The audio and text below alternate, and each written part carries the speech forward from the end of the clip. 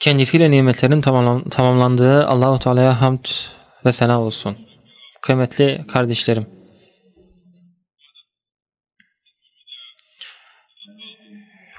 Hüdapar Genel Başkanı Sayın Zekeriya Apıcıoğlu ve değerli alimler, gençler, kıymetli katılımcılar,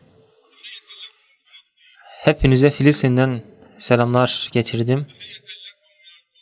Size Kudüs'ten selamlar getirdim. Size Gazze'den selamlar getirdim. Size oradaki mücahitlerden selamlar getirdim. Oradaki gençlerden ve kahraman mücahitlerden ve Kassam'ın özel birliklerinden selamlar getirdim. Oranın alimlerinden, kadınlarından, çocuklarından selamlar getirdim. Allah-u Teala'ya hamdolsun. Filistin ve Gazze'deki mücahitleri izzetlendiren Allah'a hamdolsun. Kassam Tugaylarını izzetlendiren, küfrü ve kafirleri zillete düşüren, oradaki Haçlıları ve Yahudileri zillete düşüren Allah'a hamdolsun. Netanyahu'nun burnunu yerlere süründüren Allah'a hamdolsun.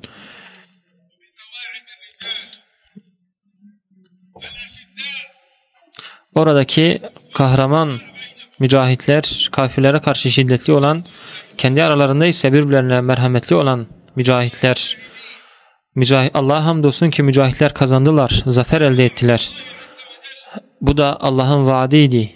Allah'ın vaadi kendisine yardım edenlerin kazanmasıydı. Bizler oradaki mücahitlerin Allah'a yardım ettiklerini görüyoruz. Bunun neticesinde Allah-u Teala'nın da Aksa Tufan operasyonu ile kendilerine yardım ettiğini görüyoruz. O Allah'a hamdolsun. O Allah ki kuluna yardım etmiştir ve kendi ordusunu izzetlendirmiştir. Kassam ordusudur bu. 7 Ekim'in ordusu. Furkan'ın, Sicil'in ordusudur. Kudüs kılıcının ve Aksa tufanının ordusu. Allah-u Teala onları izzetlendirmiştir. Onları İslam ile izzetlendirmiştir Allah-u Teala. Ve bu Allah-u Teala tarafından büyük bir nimet ve fuduldur, fazilettir.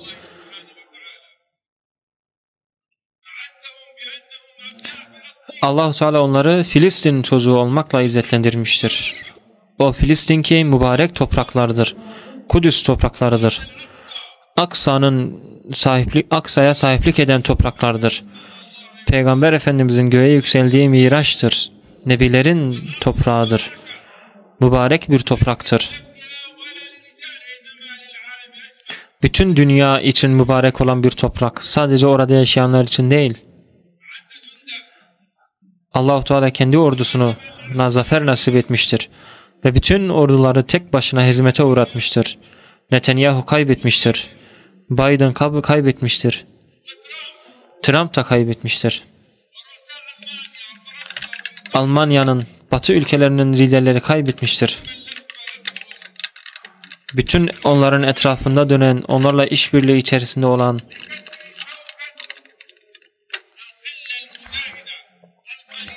az olan o mücahitlerin gücünü ve dirençlerini kırmak için mücadele eden bütün bu başkanlar kaybetmiştir. Fakat akan bu kanlar, kurşun sesleri, evlerin yıkılması, aç çocukların çığlıkları, bunlar semaya yükseldi. Allah-u Teala'ya yükselmiştir. Ve Allah-u Teala'nın şu kelimesi hak olmuştur.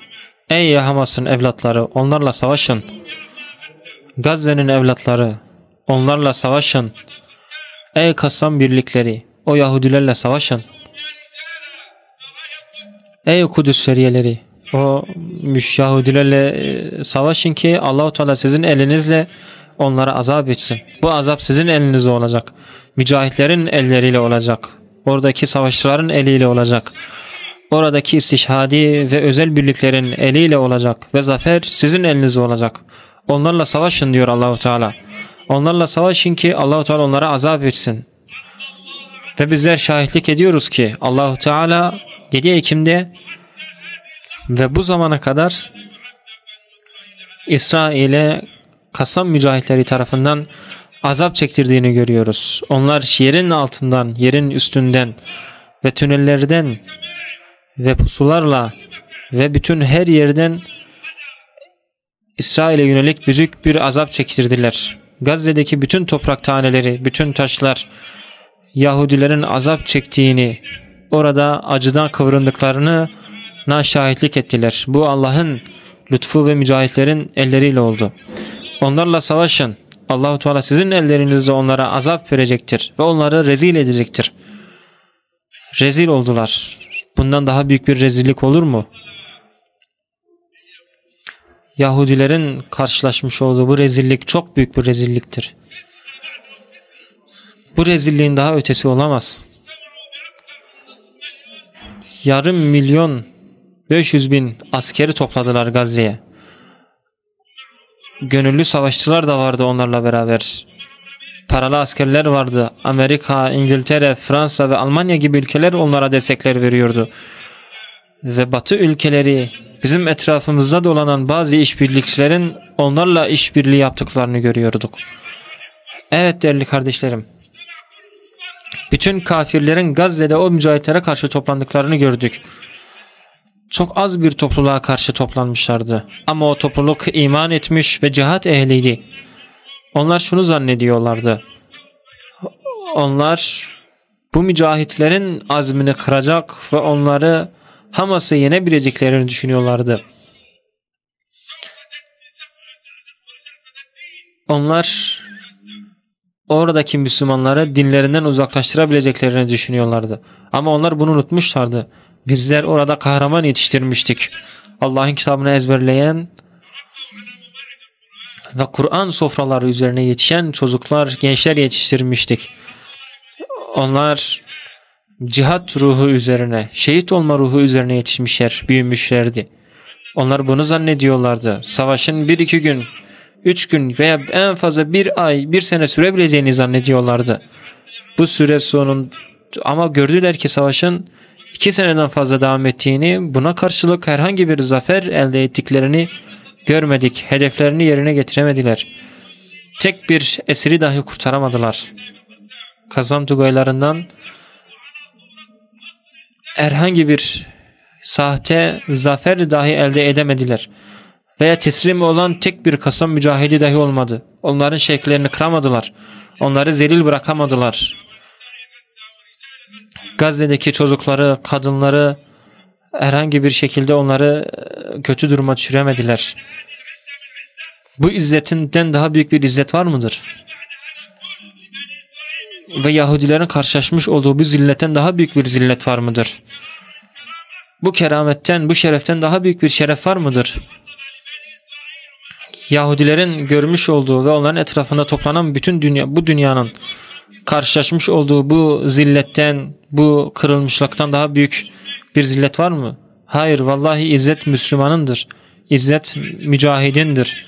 İzzet savaşçınındır. O mücahit ki Allah yolunda bütün malını ve canını satmıştır. Kassam'ın şiarı, sloganı şuydu. Allah-u Teala müminlerden mallarını ve canlarını cennet karşılığında satın almıştır. Bu bizim sloganımızdır.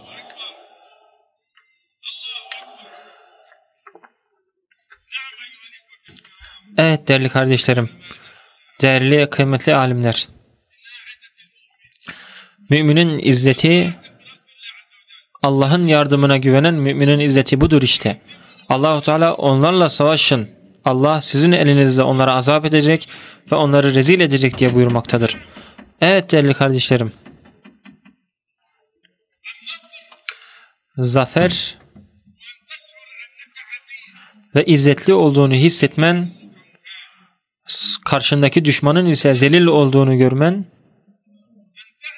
asıl zafer budur. Asıl zafer bütün yeryüzü toplulukları arasında izzetli olduğunu hissetmendir. Karşındaki düşmanın ise zelil olduğunu bilmendir. Asıl zafer din uğruna bir bedel ödediğini bilmendir. Şerefin uğruna, yerin, toprağın uğruna, haysiyetin uğruna bir bedel ödediğini bilmendir. Bütün milyonların Gazze'den yüz çevirdiği bir anda bunu yapabilmen asıl zaferdir. Asıl zafer Allah'ın senden razı olduğunu hissetmendir. Ve Allah'ın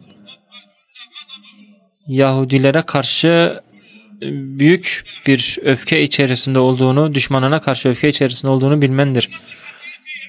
İşte asıl zafer düşmanını oturmaya, dizüstü çöktürmeye güç götürebilmendir. Senden esirlerini çıkarman için, esirleri bırakman için diz çökmelerini istemendir.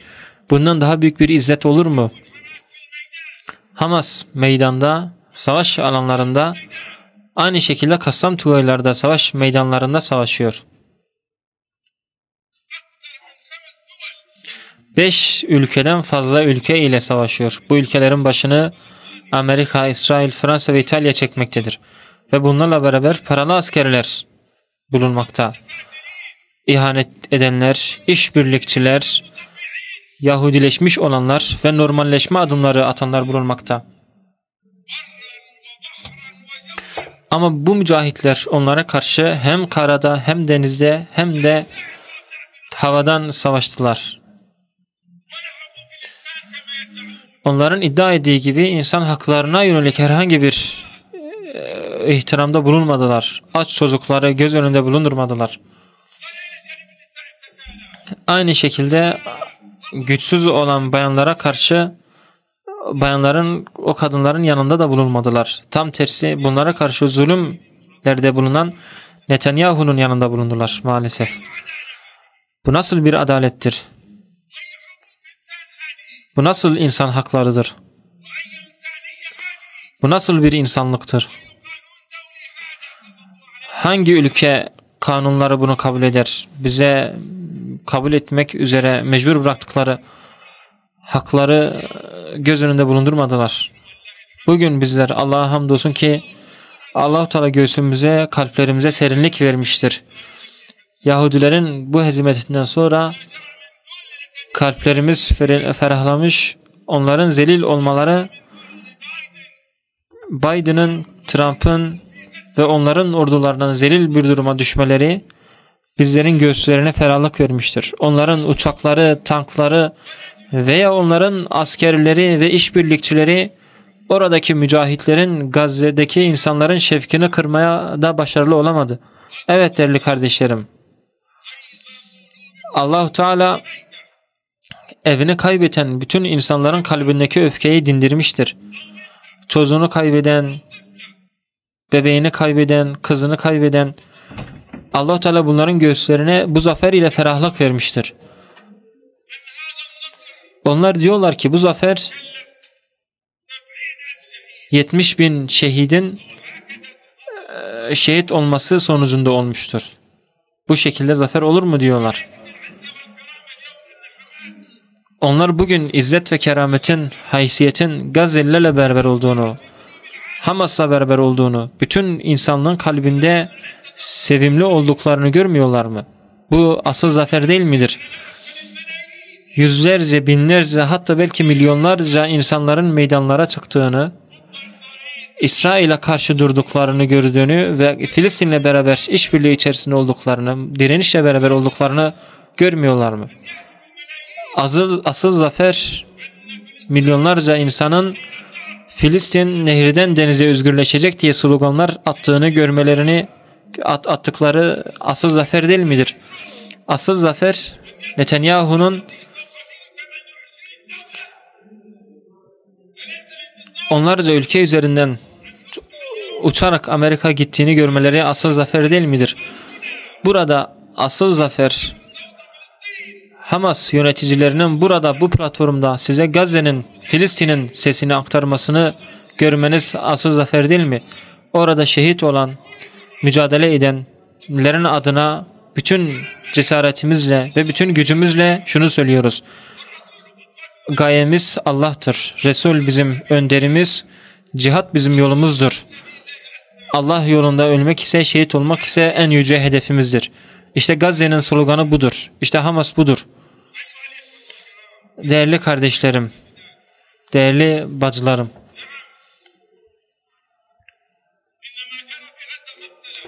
Gazze'de yaşanan soykırımlar, ölümler, kanların oluk oluk akması ve şehitlerin toprağa düşmesi bizleri kesin olarak Allah'ın zaferinin bizimle beraber olduğunu biliyorduk. Bizler Peygamber Efendimizin hadis-i şerifine iman etmişiz. Benim ümmetimden bir taife sürekli cihat üzerine bulunacaktır. Sürekli hakkı müdafaa edecektir bu topluluk. Allah'a inanacak, düşmanlarını kahredecek, onlara yenecek bir topluluğun bulunması bizim için bir müjdedir. Burada Yahudi düşmanından daha vahşi, daha soykırımcı, daha barbar bir düşman var mıdır? Bunlardan, bu topluluktan geri kalanlar onlara bir zarar vermez. Evet değerli kardeşlerim, direniş yolundan çoğu kimse belki geri adım attı. Yolda dökülenler çok oldu. Milyonlarca insan Gazze'yi, Filistin'i yüzüstü bıraktı. Filistin davasından tavizler verdi, yüz çevirdi.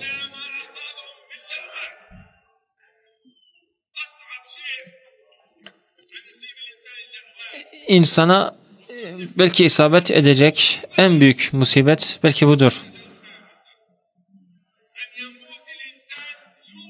İnsanın açlıktan ölmesi, etrafında yemekler varken açlıktan ölmesi. Evet, Gazze böyle bir durumdaydı. Onların etrafında nimetler vardı ama orada insanlar açlıktan ölüyorlardı. Gazze'de çocuklar, kadınlar açlıktan ölüyordu. Bütün bu merhaleler Kur'an-ı Kerim'de zikredilmişti. Allah Teala bunları Kur'an-ı Kerim'de zikretmiş. Çünkü bunlar zor durumlar, insanı çözüştüren, uzaklaştıran durumlardır. Allah Teala sizleri açlık ve korku ile imtihan edeceğim, bela ve musibetlere düçar kılacağım demektedir. Onlar ihtiyaçları olmasına rağmen kendi kardeşlerini kendilerine tercih ederler. Etrafınıza yiyecekler olmasına rağmen, o yiyeceğe alacak paranız olmamasına rağmen, az yemeğe ulaşmanıza rağmen onu etrafınızdaki kardeşlerinize, aç millete vermek işte asıl kardeşlik budur. Gazze'deki kardeşlerimiz maalesef herhangi bir yiyeceğe ulaşamadan, yorgunluktan, açlıktan şehit düştüler. Onlara büyük bir musibet isabet etmişti. Onlar açlıktan bayılıyorlardı. Yiyecek herhangi bir şey bulmuyorlardı. Bütün bunlara rağmen ümmet, bütün toplum, alem onları bu şekilde izliyordu ve herhangi bir hareket etmiyorlardı. Şehit olmadan yarım saat önce bir kardeşimiz benimle görüşmüştü. Şöyle diyordu ki, Allah'a yemin olsun ki ben kardeşlerimi etrafımda, otellerde, tünellerde açlıktan öldüklerini gördüm. Vallahi değerli Fevzi kardeşim, benler yaralı kardeşlerimin kan akarken, kan akması neticesinde şehit olduklarını gördüm. Ama elimden hiçbir şey gelmiyordu. Benimle beraber tünelde bir kardeşim vardı. Yaralanmıştı. Şehit oldu ve cesedi çözüldü ve toprağa dönüştü ve ben onların yanındaydım. Evet değerli kardeşlerim. İşte asıl açlık budur. Ama asıl cihat da budur. Ben bir izzetli bir anı ile sözümü bitirmek istiyorum. Sizler Gazze'deki cihadın kıymetini bilmeniz için zikredeceğim ki siz bunu zaten iyi biliyorsunuz. Siz bu cihadı yaşadınız. Bu cihatla beraberdiniz. Ve düşmanın nasıl zelil düştüğünü gördünüz. Mücahitlerin zafere ulaştığını nasıl gördünüz? 4 mücahit kardeşlerimiz Gazze'de Gazze'de tüneldeyken tünel onlara yıkılıyor ve dışarı çıkacak herhangi bir yol bulamıyorlar. Sadece yanlarında bir takım biraz hurma ve hurma çekirdeği var. Biraz da su vardı onlarla beraber. Elbiselerini yere seriyorlardı. 30 metre kadar yere sarıyorlar. Onu ıslatıyorlar. Islanan, nemlenen bu elbiselerini sıkıp ondan su elde etmeye çalışıyorlardı. Bu 4 kardeşten biri şöyle dedi. Diyor ki biz 16 gün boyunca ağladık. 16 gün boyunca susuz kaldık. Yemeksiz kaldık. Bevillerimizi cam şişelerde topluyorduk. Ve bizler hurma çekirdeğini yiyorduk. Onları emiyorduk ve bevillerimizi içmek zorunda kaldık. Ve Allah-u Teala bize çıkış kapısı gösterdi. Bunun neticesinde savaşa yeniden döndük. Bu kardeşlerin 3'ü şehit oldu. Biri halen yaşıyor. Evet değerli kardeşlerim, değerli alimler.